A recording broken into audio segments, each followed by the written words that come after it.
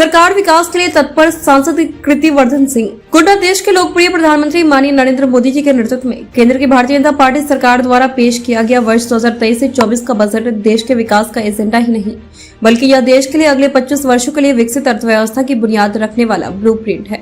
यह बात गोड्डा से भारतीय जनता पार्टी के सांसद कीर्तिवर्धन सिंह ने आज भारतीय जनता पार्टी कार्यालय पर पत्रकारों से वार्ता के दौरान कही।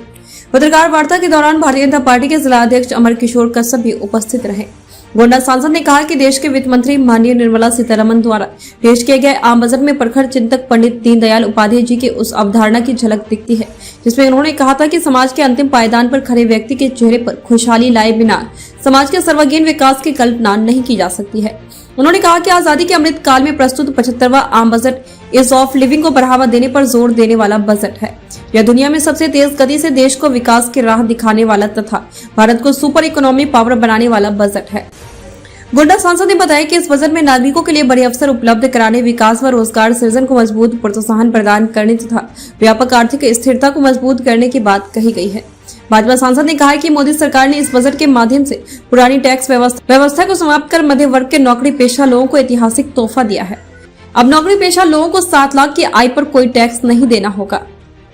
देश में मोटे अनाज के उत्पादन को प्रोत्साहन देकर भारत को श्री अन्न ग्लोबल हब बनाने के लिए सरकार द्वारा हैदराबाद में Indian Institute of Millets Research स्थापित किया जाना बहुत बड़ा कदम है। बच्चों और किशोरों के लिए राष्ट्रीय डिजिटल पुस्तकालय स्थापित किया जाना और अगले 3 साल में 740 रुपए एकलव्य स्कूलों के लिए 38,800 शिक्षकों व सपोर्ट स्टाफ नियुक्त किए जाने का निर्णय भी स्वागत योग्य है।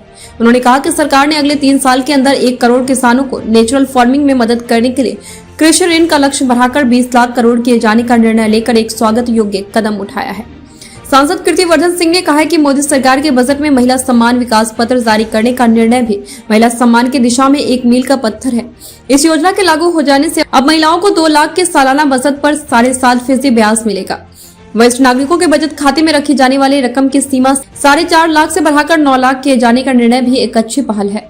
उन्होंने कहा है कि बजट में पीएम आवास योजना का बजट बढ़ाकर 69,000 करोड़ रुपए किया जाना यह दर्शाता है कि मोदी सरकार गरीबों के लिए कितनी संवेदनशील है। देश में 157 नए नर्सिंग कॉलेज खोलने तथा 2047 तक देश में नीमिया का पूर्ण उन्मूलन का लक्ष्य सरकार की प्रतिबद्धता दर्शाता है। क्षेत्रीय कनेक्टिविटी को बढ़ाने के लिए 50 नए एयरपोर्ट की स्थापना, एमएसएमई को 9,000 करोड़ की क्रेडिट गारंटी, 50 नए पर्यटन स्थलों की पहचान करते हुए उसके विकास के संकल्पना बजट का मुख्य बिंदु है, जिससे वो आत्मनिर्भर हो सके, अपने पैरों पर खड़ी हो सके और एक आत्मसम्मान के साथ जिंदगी जी सके। और जो हमारे वृद्ध लोग थे उनका जो 15 लाख रुपए था लिमिट, वो बढ़ाकर 30 लाख रुपए कर दिया गया, जिसको उनको उनकी सेविंग्स और उनके जो किसी पे ना निर्भर होने के लिए, आत्मनिर्भर होने के लिए उनके लिए बहुत बड़ा और बहुत उपयोगी कदम है। ये केंद्रीय बजट के साथ प्रदेश सरकार ग्लोबल इन्वेस्टर समिट कर रही है, तमाम MOU साइन किए गए। क्या लगता है आपको कितना बेनिफिट होगा इससे?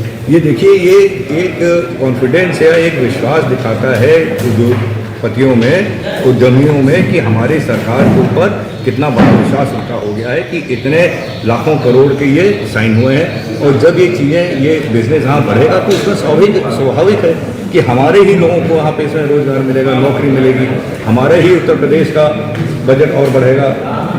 तो उसमें ये बहुत जरूरी कदम है, उससे बहुत बड़ा फायदा हमारे प्रदेश। लेकिन अखिलेश तो कह रहे हैं कि जबरदस्ती MOU साइन करा दिया गया। देखिए, ये हम विपक्ष की बात यहाँ ना की जाए, कोई जबरदस्ती हो, अखिलेश क्या कह रहे हैं या और कौन क्या कह रहे हैं, इससे हम लोगों को नहीं मतलब है। निवेश हो रहा है, यही